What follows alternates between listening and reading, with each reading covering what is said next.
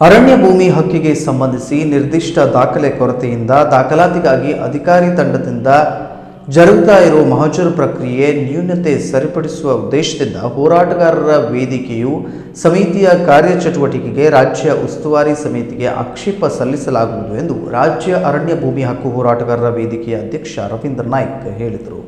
ಅರಣ್ಯ ಭೂಮಿ ಹಕ್ಕಿಗೆ ಸಂಬಂಧಿಸಿ ನಿರ್ದಿಷ್ಟ ದಾಖಲೆ ಕೊರತೆಯಿಂದ ದಾಖಲಾತಿಗಾಗಿ ಅಧಿಕಾರಿ ತಂಡದಿಂದ ಜರುಗುತ್ತಿರುವ ಮಹಜರ ಪ್ರಕ್ರಿಯೆ ನ್ಯೂನತೆ ಸರಿಪಡಿಸುವ ಉದ್ದೇಶದಿಂದ ಹೋರಾಟಗಾರರ ವೇದಿಕೆಯು ಸಮಿತಿಯ ಕಾರ್ಯಚಟುವಟಿಕೆಗೆ ರಾಜ್ಯ ಉಸ್ತುವಾರಿ ಸಮಿತಿಗೆ ಆಕ್ಷೇಪ ಸಲ್ಲಿಸಲಾಗುವುದು ಎಂದು ರಾಜ್ಯ ಅರಣ್ಯ ಭೂಮಿ ಹಕ್ಕು ಹೋರಾಟಗಾರರ ವೇದಿಕೆಯ ಅಧ್ಯಕ್ಷ ರವೀಂದ್ರ ನಾಯ್ಕ್ ಹೇಳಿದರು.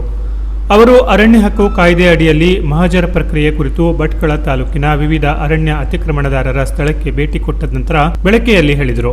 ನಿರ್ದಿಷ್ಟ ದಾಖಲೆ ಕೊರತೆಯಿಂದ ದಾಖಲೆಗಾಗಿ ವಿವಿಧ ಅರಣ್ಯ ಭೂಮಿ ಹಕ್ಕು ಸಮಿತಿಯಲ್ಲಿ ತಿರಸ್ಕರಿಸಿದ ಅರ್ಜಿಗಳ ಕ್ಷೇತ್ರದ ಸಾಗುವಳಿ ದೃಢೀಕರಣಕ್ಕೆ ಉನ್ನತ ಮಟ್ಟದ ಸಮಿತಿಯಿಂದ ಮಹಜರ್ ಮಾಡಿ ಮಹಜರ್ ವರದಿಯನ್ನು ದಾಖಲೆಗಾಗಿ ಪರಿಗಣಿಸಲು ರಾಜ್ಯ ಉಸ್ತುವಾರಿ ಸಮಿತಿಯು ಜಿಲ್ಲಾಧಿಕಾರಿಗಳಿಗೆ ಜನವರಿ 6ರಂದು ನಿರ್ದೇಶನ ನೀಡಲಾಗಿತ್ತು. ಆದರೆ ನಿರ್ದೇಶನದ ಮೂಲ ಅಂಶವಾದ ಸಾಗುವಳಿ ಕುರುಹು ಮತ್ತು ಸಾಂದರ್ಭಿಕ ದಾಖಲೆಗಳನ್ನು ಪರಿಗಣಿಸದೆ ಅರ್ಜಿದಾರನ ಅರ್ಜಿಗೆ ಸಂಬಂಧಿಸಿ ಮೌಲ್ಯತೆಯನ್ನು ಪರಿಶೀಲಿಸುತ್ತಿರುವುದು ಖೇದಕರವೆಂದು ಅವರು ವ್ಯಾಖ್ಯಾನಿಸಿದರು.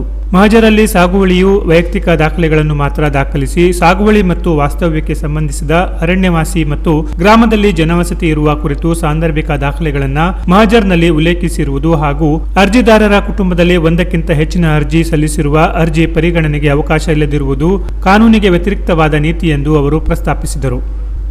ವೇದಿಕೆಯಲ್ಲಿ ಹೋರಾಟಗಾರರ ಪ್ರಮುಖರಾದ ಪಾಂಡುರಂಗ ನಾಯ್ಕ್ ಬೆಳಕೆ, ಚಂದ್ರ ನಾಯ್ಕ್ ಬೆಳಕೆ, ನಾರಾಯಣ ಶಿರಜಿಮನೆ, ಪದ್ಮಾವತಿ ವೆಂಕಟೇಶ್, ಮಾದೇವಿ ನಾಯ್ಕ್, ಸುಬ್ರಾಯ ಬೈಲೂರು ಮುಂತಾದವರು ಉಪಸ್ಥಿತರಿದ್ದರು. ಕಳೆದ 3 ದಶಕದಿಂದ ಅರಣ್ಯವಾಸಿಗಳ ಪರವಾಗಿ ಕಾರ್ಯನಿರ್ವಹಿಸುತ್ತಿರುವ ರವೀಂದ್ರ ನಾಯ್ಕ್ ಅವರನ್ನು ಹಾಗೂ ಪಾಂಡುರಂಗ ನಾಯ್ಕ್ ಬೆಳಕೆ, ಚಂದ್ರ ನಾಯ್ಕ್ ಬೆಳಕೆ ಅವರಿಂದ ಅಭಿನಂದಿಸಲಾಯಿತು.